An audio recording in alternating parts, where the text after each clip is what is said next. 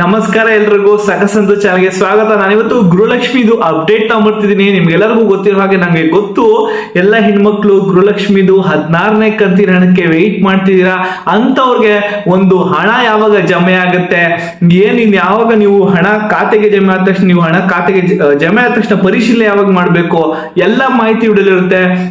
ಮತ್ತೆ ನಾನು ವಿಡಿಯೋಗೆ ಸಂಕ್ಷಿಪ್ತವಾದ ಮಾಹಿತಿ ಕೊಡ್ತೀನಿ. ಯಾವಾಗ ಹಣ ಬರುತ್ತೆ, ಯಾವ್ಯಾವ ಜಿಲ್ಲೆಗೆ ಏನ್ ಕತೆ ಅಂತ ಕೂಡ ಏನ್ ಅಪ್ಡೇಟ್ ಬಂದಿದೆ, ಹೊಸ ಅಪ್ಡೇಟ್ ಇದಾಗಿರುತ್ತೆ. ದಯವಿಟ್ಟು ಮಾಡಿ ವಿಡಿಯೋನ ಸಂಪೂರ್ಣ ನೋಡಿ ಅಂತ ಹೇಳ್ತಾ ಬನ್ನಿ ವಿಡಿಯೋನ ಶುರು ಮಾಡೋಣ. ಕಾಂಗ್ರೆಸ್ ಗ್ಯಾರಂಟಿಗಳಲ್ಲಿ ಒಂದಾದ ಗೃಹಲಕ್ಷ್ಮಿ ಯೋಜನೆ 2,000 ರೂಪಾಯಿ ಹಣವನ್ನ ಕಾಂಗ್ರೆಸ್ ಸರ್ಕಾರ ಬಂದಾಗಲಿಲ್ಲ ಅಂದ್ರೆ 15 ತಿಂಗಳಿಂದ ಕಾಂಗ್ರೆಸ್ ಸರ್ಕಾರ ಕೊಡ್ತಾ ಬರ್ತಾ ಇದ್ದಾರೆ. ಇದಾಗ್ಲೇ ಹೆಣ್ಮಕ್ಳಿಗೆ 30,000ದಷ್ಟು ಅವರ ಖಾತೆಗೆ ಹಣ ಬಂದ್ಬಿಟ್ಟಿದೆ. ಡಿಸೆಂಬರ್ ತಿಂಗಳಿನ ಹಣ ಯಾವಾಗ ಬರುತ್ತೆ ಅಂತ ನಮ್ಮ ಸಬ್ಸ್ಕ್ರೈಬರ್ಸ್ ಕೂಡ ಕೇಳ್ತಾ ಇದ್ರಿ.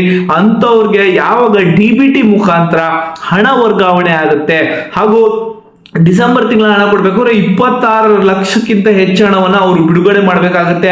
ಹಾಗೂ ಏನ್ ಕತೆ ಇದು ಅಂತ ಕೂಡ ಒಂದು ಅಪ್ಡೇಟ್ ನ ಕೊಡ್ತಾ ಇದ್ರಿ.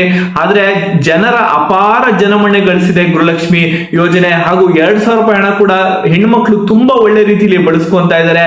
ಹಾಗೂ ಪ್ರತಿ ತಿಂಗಳು ಬರ್ತಾ ಇದೆ. ನಿಮ್ಗೆ ಕೂಡ ಇದುವರೆಗೂ ಅಂದ್ರೆ 15ನೇ ಕಂತವರೆಗೂ ಹಣ ಕರೆಕ್ಟ್ ಆಗಿ ಬಂದಿದ್ಯೋ ಅಲ್ವೋ, ಅಥವಾ 15ನೇ ಕಂತಿನ ಹಣದಲ್ಲಿ ಮಧ್ಯದಲ್ಲಿ 1 ರಿಂದ 2 ಕಂತಿನ ಹಣ ಮಿಸ್ ಆಗಿದೆ ಅಂತ ಕೂಡ ಕಮೆಂಟ್ ಮಾಡಿ. ಯಾಕೆಂದ್ರೆ 10ನೇ ಕಂತವರೆಗೂ ಸರಿಯಾದ ಸಮಯಕ್ಕೆ ಸರ್ಕಾರ ಕೊಡ್ತಾ ಬಂತು ಗೃಹಲಕ್ಷ್ಮಿ ಹಣ.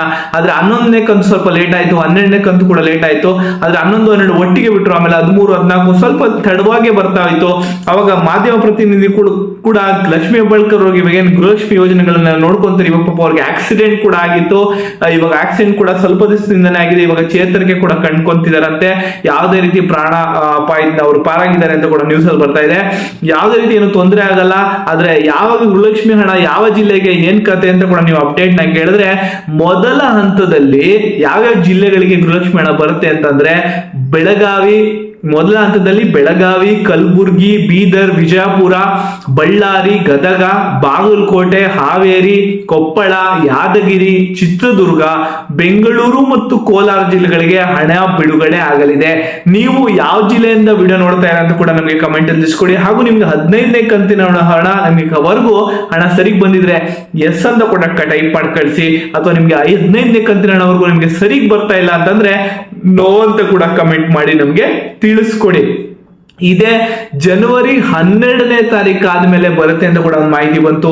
ಜನವರಿ 14ಕ್ಕೆ ಸಂಕ್ರಾಂತಿ ಆದ ತಕ್ಷಣ ಬಿಡುಗಡೆ ಕೂಡ ಮಾಡ್ತೀವಿ ಅಂತ ಬಂದ್ರು. ಇವಾಗ ಹೊಸ ಅಪ್ಡೇಟ್ ಏನಂದ್ರೆ, ನಾಳೆ ಅಥವಾ ನಾಡಿದೊಳಗೆ ನಿಮ್ಗೆ ಸಂಪೂರ್ಣವಾಗಿ ಹಣ ಕೂಡ ಬಂದ್ಬಿಡುತ್ತೆ.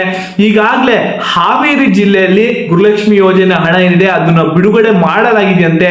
ನೀವು ಕೂಡ ಯಾವ ಜಿಲ್ಲೆಯಿಂದ ವಿಡಿಯೋ ನೋಡ್ತೀರಾ ಅಂತ ಕೂಡ ನಮ್ಗೆ ತಿಳಿಸ್ಕೊಡಿ.